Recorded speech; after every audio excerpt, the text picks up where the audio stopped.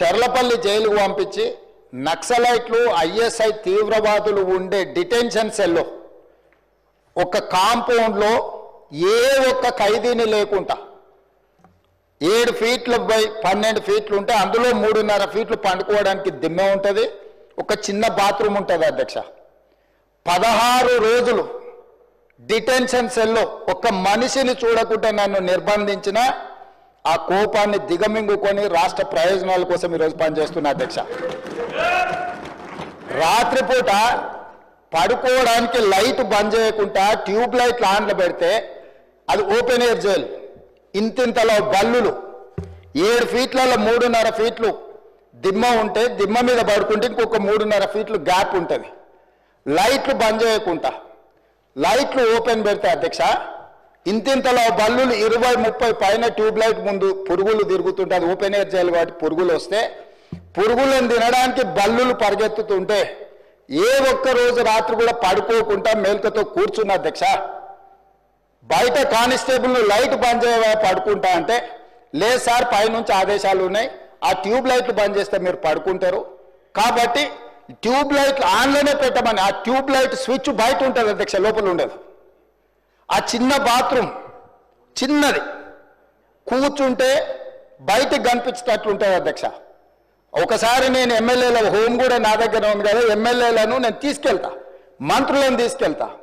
ఏ జైల్లో ISI తీవ్రవాదులను కరడుగట్టిన నక్సలైట్లను బంధిస్తారో parliament సభ్యుని నన్ను 16 రోజులు అందులో బంధిస్తే 16 రోజులు రాత్రిపూట ఏ ఒక్క రోజు పడుకోలేదు అధ్యక్ష.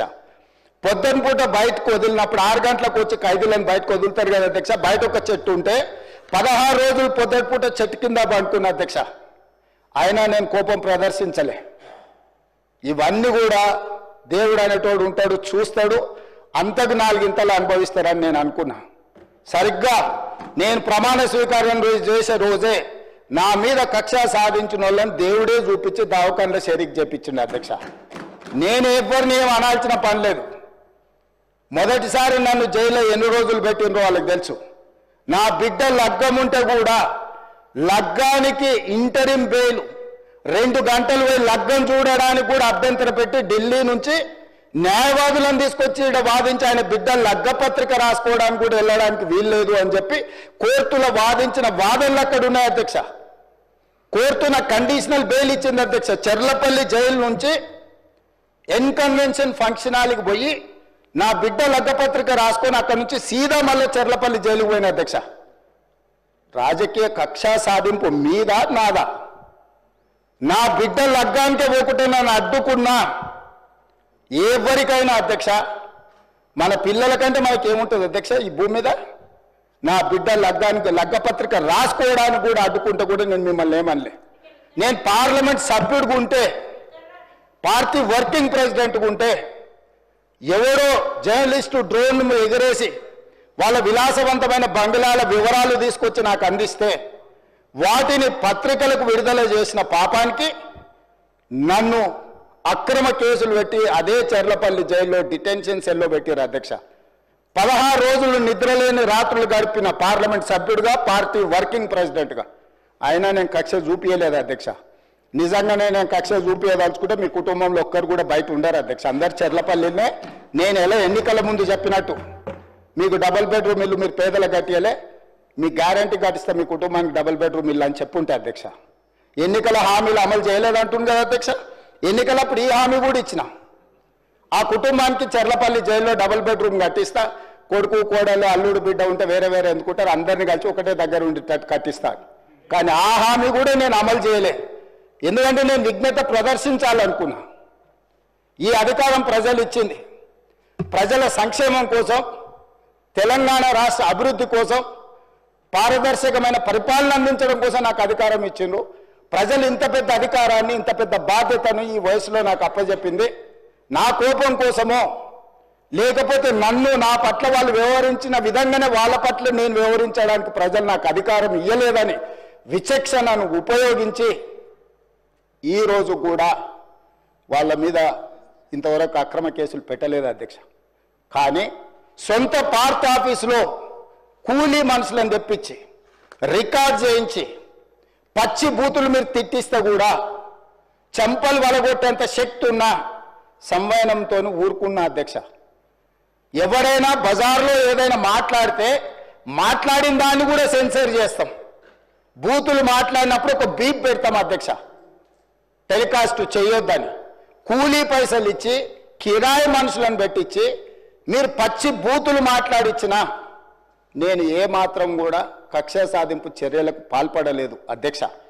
కాబట్టి ఈరోజు మేమేదో కక్షా చర్యలకు పాల్పడుతున్నట్టు, మేము కక్షా చర్యలకే పాల్పడితే ముఖ్యమంత్రికి ఉన్న విశేషమైన అధికారాలతో మీరు ఒక్కరైనా బయట ఉండేటోళ్ళ. ఈరోజు తెలంగాణ సమాజం అన్నిటిని గమనిస్తుంది. ఎక్కడికి వెళ్ళానని అడుగుతున్నా, ఇంకెన్ని రోజులు బయట వదిలేస్తావని తీసి లోపలే. అసలు నువ్వు లోపలేస్తావనే కదా నీకు ముఖ్యమంత్రి పదవి చేసింది, నువ్వెందుకు ఇట్లా సమయం పాటిస్తున్నావు లోపలేయమంటే కూడా నేను ఏ రోజు కూడా అటువైపు పోయలేదు అధ్యక్ష. అదేవిధంగా ధనిక రాష్ట్రం, మేము హామీలను అమలు చేసినాం. ఇక మేము సత్యహరిచంద్రుడు కూడా మమ్మల్ని చూసే నేర్చుకోవాలి, ఆయన కూడా మళ్ళీ ఆదర్శంగా తీసుకోవాలి. ఇట్లాంటి మాటలు మాట్లాడుతుంటే పర్వాలేదు, వాళ్ళ గొప్పతనాలు వాళ్ళు చెప్పుకుంటే, నా ఇప్పు నువ్వు గోకు నీ ఇప్పు నేను గోకుతా అనే పాలసీలో వాళ్ళ గురించి వాళ్ళు గొప్పలు చెప్పుకుంటా అంటే నాకు అభ్యంతరం లేదు. కానీ ఒకటి రెండు విషయాలు, తెలంగాణ సమాజం వ్యవసాయ కూలీలు, వ్యవసాయ రైతులు, వ్యవసాయం మీదనే ఆధారపడ్డ ప్రజలు తెలంగాణలో దాదాపుగా 70% ఉన్నారు. 2014 ఎన్నికలలో ఘనత వహించిన చంద్రశేఖరరావు గారు రైతులకు ఇచ్చిన హామీ ₹1,00,000 రుణమాఫీ చేస్తా అని అధ్యక్ష. ఎన్నికలయ్యి అధికారంలోకి వచ్చిన తర్వాత ఏకమొత్తము ఏకదాటిగా ₹1,00,000 మేము రుణమాఫీ చెయ్యము, 4 విడతలుగా చేస్తామన్నారు అధ్యక్ష. ప్రతి సంవత్సరం మేము 25,000 4 విడతలే చేస్తామన్నారు. వీళ్ళు మొదటి 5 సంవత్సరాలు 2014 నుంచి 2018 వరకు ఎన్నికల వరకు వీళ్ళు చేసిన రుణమాఫీ ₹16,143 కోట్ల అధ్యక్ష. ఇందులో 4 విడతలుగా వీళ్ళు రుణమాఫీ చేసినందుకు, 4 సంవత్సరాలు వాయిదాల మీద చేసినందుకు దాదాపుగా మిత్తి కింద ₹2,630 కోట్ల పోయింది అధ్యక్ష. నికరంగా మిగిలింది వీళ్ళు చేసింది మొదటి 5 సంవత్సరాలలో ₹13,514 కోట్ల అధ్యక్ష. మొదటి విడత 5 సంవత్సరాలకు కలిపి వారు చేసిన రుణమాఫీ. రెండవ విడత మళ్ళీ చెప్పింది అధ్యక్ష, మొదటిసారి చేయలేకపోయినాం, రెండవసారి గ్యారెంటీగా చేస్తాం, ఈసారి మమ్మల్ని నమ్మండి అన్నారు. సరే, ప్రజలు తెలంగాణ వాళ్ళు మంచోళ్ళు, మొదటిసారి పాపం కొత్తగా వచ్చిన రాష్ట్రం ఇప్పుడిప్పుడే సంసారం మొదలు పెట్టారు, రెండోసారైనా ఇచ్చిన మాట నిలబెట్టుకుంటారు కదా, మొదటిసారి చేసిన తప్పు చేయరని ప్రజలు రెండోసారి కూడా వాళ్ళని కనుకరించారు, వాళ్ళకి అధికారం ఇచ్చింది అధ్యక్ష. రెండోసారి ఏం చేసింది అధ్యక్ష, మొదటిసారైనా 4 సంవత్సరాలు ప్రతి సంవత్సరం కొంత 4 సంవత్సరాలు ఇచ్చింది అధ్యక్ష. రెండవసారి 4 సంవత్సరాలు ₹1 ఇవ్వాలి అధ్యక్ష. ఆఖరి సంవత్సరంలో వాళ్ళు చేసిన రుణమాఫీ ఎంత అంటే 21,35,557 మంది రైతులు అధ్యక్ష. రైతుల నెంబర్ మళ్ళొకసారి వినండి అధ్యక్ష, 21,35,557 మంది రైతు కుటుంబాలకు ₹11,909 కోట్ల రుణమాఫీ చేసిండ్రు అధ్యక్ష.